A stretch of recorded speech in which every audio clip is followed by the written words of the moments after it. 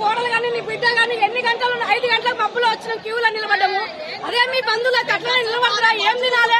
గొప్పని నీళ్లు లేవు, నిద్ర లేదు. శ్రీశైలం జాతరకు వచ్చి దేవుని దర్శనం చేసుకోకపోదామని మంత్రి వస్తున్నాను ఎంతమందిని ఆగం చేసినాం. ఇప్పుడు దర్శనం లేదు, ఏం లేదు.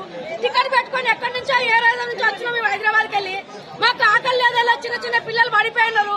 నీకు దయచేసి లేకపోతే గుడి మూసేది లేదని పేపర్లు వచ్చి పేపర్ కొట్టు ఎవరో రాముగా శివరాత్రి అయిపోయినా వస్తాం.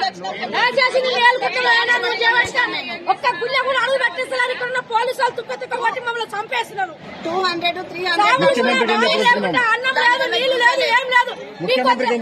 నీకొక ముఖ్యమంత్రి నీకు దండం నాయన. మరి మా సేవ, మా పిల్లల బాధ మాది. ఇదంతా కోసం మొత్తం నీకు తలుగుతుంది. నువ్వు ఇట్లా చేస్తే మాత్రం ఏం పుణ్యం లేదు నీకు.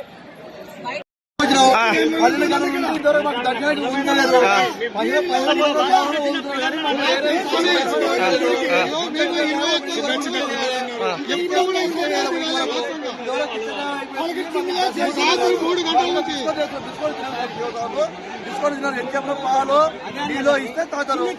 అది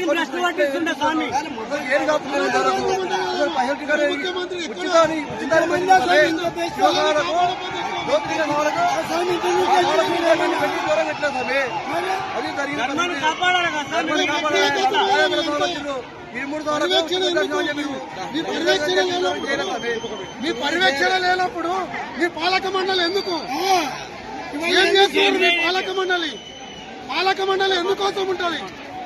వచ్చే భక్తులకు ఎవరికి ఇబ్బంది కలగకుండా పాలక మండలి, ఆ పాలక మండలికి చేతగానప్పుడు ప్రభుత్వం ఆధీనం తీసుకున్నాం. మనం గాజులు వేసుకొని కూర్చోమని స్వామి. ఏంది స్వామి? భక్తులు ఎందుకోసం వస్తారు? ఇంత ఇబ్బంది